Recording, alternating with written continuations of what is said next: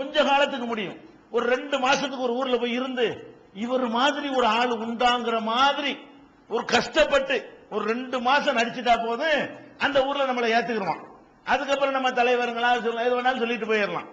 ஆனா எங்க பிறந்தோமோ எங்க வாழ்ந்தோமோ அங்க போய் நான் அல்லாஹ்வுடைய தூதரு என்று சொல்லி அதுக்கு எதை ஆதாரமா அல்லாஹ் வைக்க சொல்றான்னு கேட்டா, நபிகள் நாயகம் ஸல்லல்லாஹு அலைஹி வஸல்லம் அவர்களை பார்த்து அல்லாஹ் சொல்றான், நபியே நீங்க சொல்லுங்க, என்ன சொல்லுங்க, ஃபகத் லபிஸ்து ஃபீக்கும் உம்ரம் மின் கப்லிஹி, இதுக்கு முன்னால் பல வருடங்கள் நான் உங்களோடு வாழ்ந்திருக்கிறேனே, அஃபலா தாகிலூன், இதை சிந்திக்க மாட்டீர்களா? அதாவது எப்படி அவர் தன்னுடைய தூதுத்துவத்தை நிரூபிக்க சொல்றான்னு கேட்டா, எப்ப 20 வயசுல இருந்து 40 வயசு வரைக்கும் உங்களோட தானே வாழ்ந்தேன், முந்தின 20 விட்டுருங்க, சின்ன பிள்ளை அதை கணக்குல எடுத்துக்கிற மாட்டாங்கன்னு வைங்க. ஒரு 20 வயசுல இருந்து 40 வயசு வரைக்கும் விவரம் தெரிஞ்ச காலத்துல இருந்து நான் உங்களோட தானே வாழ்ந்திருக்கிறேன். அப்ப உங்கள்ட்ட நான் வாழ்ந்த வகையில என்ன எல்லாரும் பார்த்திருப்பீங்கல்ல. 20 வருஷமாவா ஒருத்தன் அப்பளுக்கு இல்லாம நடிக்க இயலும்? இந்த மாதிரி இறை தூதர்னு சொல்வதற்காக 20 வருஷத்துக்கு முந்தைய ஒருத்தன் பிளான் பண்ண இயலும்? இறை தூதர் நம்ம 20 வருஷத்துக்கு பிறகு சொல்லணும்னு பிளான் பண்ணி யாராவது நடிக்க இயலுமா? உங்களோட நான் வாழ்ந்துகிட்டு இருக்கிறேன், உங்களை மாதிரியே இருக்கிறேன், உங்களோட வாழ்ந்த வகையில நான் பொய் சொல்லி இருக்கிறேனா? இதுக்கு கொண்ட அர்த்தம் என்ன? நான் உங்களோட வாழ்ந்திருக்கிறேன், அதை நீங்கள் விளங்க மாட்டீர்களா? அப்ப முகமது ஸல்லல்லாஹு அலைஹி வஸல்லம் அவர்கள் எல்லா வகையிலும் மனிதராக இருந்தார்கள். நம்மள மாதிரியே சாப்பிட்டார்கள், நம்மள மாதிரியே குடித்தார்கள், நம்மள மாதிரியே தூங்கினார்கள், நம்மள மாதிரியே இயற்கை உபாதைகளுக்கு ஆளானார்கள், கவலைப்பட்டார்கள், கஷ்டப்பட்டார்கள், நோய்வாய்ப்பட்டார்கள், மனைவி மக்களோடு வாழ்ந்தார்கள், புள்ள குட்டிகளை பெற்றார்கள். இதெல்லாம் எந்த வகையிலும் இது தனித்தன்மை அவர்கள் பார்க்கல. அப்படி நம்மள மாதிரி தான் இவர் எல்லா வகையிலும் இருக்கிறாரு என்று நினைக்கப்படுற ஒரு ஆள் போய்கிட்டு நான் அல்லாஹ்வுடைய தூதருங்கிறாரு. அதுக்கு எதை சான்றா காட்டுறாருன்னு சொன்னா, என் வாழ்க்கை தான் சான்று. நான் அல்லாஹ்வுடைய தூதர் என்பதற்கு என்ன சான்றுன்னு கேட்டா, நீ செஞ்ச 20 வயசுல நீ செஞ்சதை நான் செஞ்சனா, நீ 25 வயசுல செஞ்சதை நான் செஞ்சனா, நீ 30 வயசுல என்னென்ன பண்ணி அதை நான் செஞ்சனா, நீ 35 வயசுல என்னென்ன பண்ணி அதை நான் செஞ்சனா, அப்படித்தானே இப்ப செய்வான் எல்லாரும். நீ என்ன செஞ்சீங்க, நீங்க அத்தனை பேர் என்ன செஞ்சீங்களோ அது மாதிரி நான் செஞ்சனா அப்படின்னு சொல்லி முகமது ஸல்லல்லாஹு அலைஹி வஸல்லம் அவர்கள் நான் அல்லாஹ்ட்ட இருந்து தான் வந்திருக்கிறேன், நான் அல்லாஹ்வுடைய செய்தியை தான் சொல்றேன் என்பதற்கு ஆதாரம் என்னுடைய வாழ்க்கை. தன் வாழ்க்கையவே முன்னாடி கொண்டே வைத்து நிரூபிக்கிறார். எப்படி தனித்து விலகுன்னு பாக்குறீங்களா? நான் தான்ப்பா நான் தூதர் என்பதற்கு நான் தான் ஆதாரம். நான் இறை தூதர் என்பதற்கு வேற யாரும் சாட்சி சொல்ல வேண்டாம். நான் இறை தூதர் என்பதற்கு என் கடந்த கால வாழ்க்கை ஆதாரம். எந்த அளவுக்கு ஆதாரம்?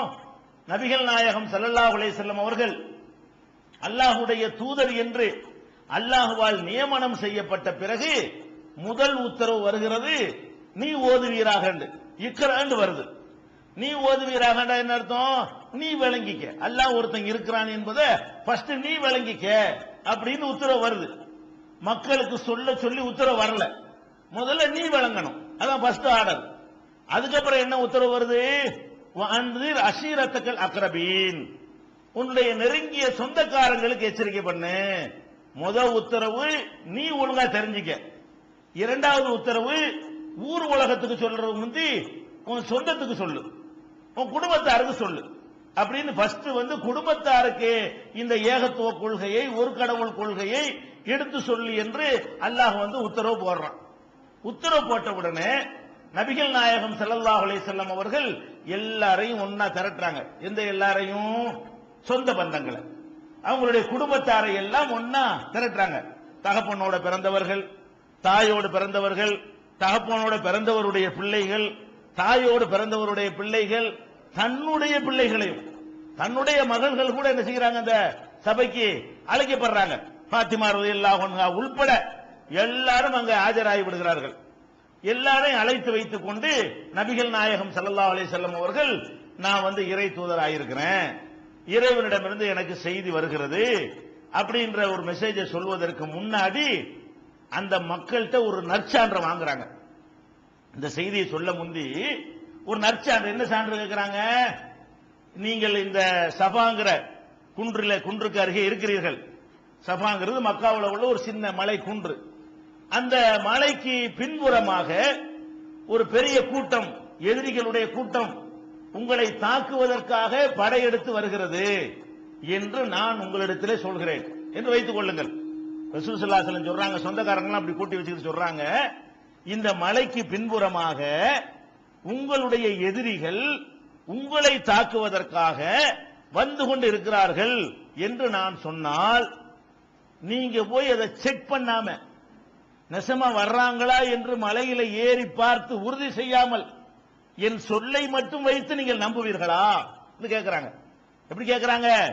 மலைக்கு பின்னாடி கூட்டம் வருதுங்கிற, நீங்க யாரும் மலையில ஏறல, மலையை பார்க்கல, மலைக்கு பின்னாடி கூட்டம் வருதா இல்லையாங்கிறது உங்களுக்கு தெரியாது. நான் தான் உங்கள்கிட்ட வர்றேன், நான் வந்து உங்கள்கிட்ட சொல்றேன், இதோ மலைக்கு பின்னாடி ஒரு எதிரி கூட்டம் வருது, உங்களை தாக்க வருது என்று நான் சொன்னால் அதை நீங்கள் நம்புவீர்களா? அப்ப எல்லாரும் கோரஸா ஒரே குரல்ல என்ன சொன்னாங்க தெரியுமா? மா ஜர்ரப்னா அலைக்க இல்லா சிதுகா, உண்மையை தவிர வேற ஒன்னும் பேசி நான் உங்களை அறிஞ்சது இல்லையே. அவங்க என்ன சொல்றாங்க? நம்புவீங்களாவா? எப்படி நம்பாம இருக்கிறது? நீங்க என்னைக்காவது ஒரு நாள் பொய் சொல்லி இருந்தா அது மாதிரி இன்னைக்கு சொல்றேன்னு நாங்க நினைக்குவோம். நாங்கள் அறிந்தவரை, எங்களோடு நீங்கள் வாழ்ந்தவரை, பழகியவரை நாங்க ஒரு பொய் சொல்லி உங்களை கண்டது இல்லையே. மாஜர்ற பொய் தான் மனுஷன் செய்யறதுல சின்ன தப்புங்க. பொய் சொல்லாத ஒரு ஆள் இருக்குமா? சொல்லுங்க அப்போ. எல்லாரும் பொய் சொல்றோம். அடுத்தவனை பாதிக்கிற அளவுக்கு சொல்லாதவர்கள் கூட விளையாட்டு போக்கில் பொய் சொல்லக்கூடியவர்கள் நிறைய இருக்கத்தான் செய்கிறோம். ஒரு பொய்யும் சொல்லாம ஒரு மனுஷனால வாழ இயலுமா? எவனாலே முடியாது. அதாவது ஒரு நாளைக்கு பொய் சொல்லாம இருக்கலாம், நமக்கு ஒரு நாளைக்கு கூட முடியாது. பரிச்சு வச்சு பாருங்க, நாளைக்கு பூரா எந்த பொய் சொல்வது இல்ல, அதுல தேர்வோமான தேர முடியாது. ஆனால் ஒரு மனிதர் 40 வருஷ காலம், 40 வருஷத்துல 15 20 வருஷம் கழிச்சுட்டா கூட 20 வருஷ காலம் ஒரு பொய் சொல்லி நாங்க பார்க்கலையே என்று அந்த சமுதாயம் நற்சான்று வழங்குகிறது என்று சொன்னால், நபிகள் நாயகம் ஸல்லல்லாஹு அலைஹி வஸல்லம் அவர்கள் அல்லாஹ்வுடைய தூதர் என்பதை எப்படி நிரூபிக்கிறாங்க? அல்லாஹ் எப்படி நிரூபிக்கிறான்? அவருடைய தனித்தன்மையை காட்டி அவருடைய தூய்மையை அல்லாஹ் என்ன செய்யறான்? பிரகடனப்படுத்த செய்கிறான். அப்ப இந்த இஸ்லாம் மார்க்கத்தினுடைய இது ஒரு தனி சிறப்பு.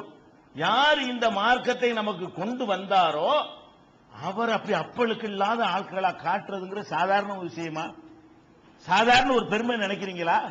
அப்ப இறை தூதர் ஆகுறதுக்கு முன்னாடி, அதுவும் அதான் இறை தூதருக்கு முன்னாடி தப்பு தண்டா இருந்தா கூட அதுக்கு ஏதாவது சால்சாப்பு சொன்னா மக்கள் ஏத்துக்குருவாங்க. அது முந்தி உள்ளது தானே, இப்ப நான் செஞ்சேனா அப்படின்னு கேட்கலாம். இறை தூதர் ஆகுறதுக்கு பிந்தி நம்ம வாழ்க்கையை சரி பண்ணி கொண்டால், இறை தூதர் ஆகுறதுக்கு முந்தி என்னத்தையாவது பண்ணி இருந்தா கூட மக்கள் அது தப்பா எடுத்துக்கொள்ள மாட்டார்கள்.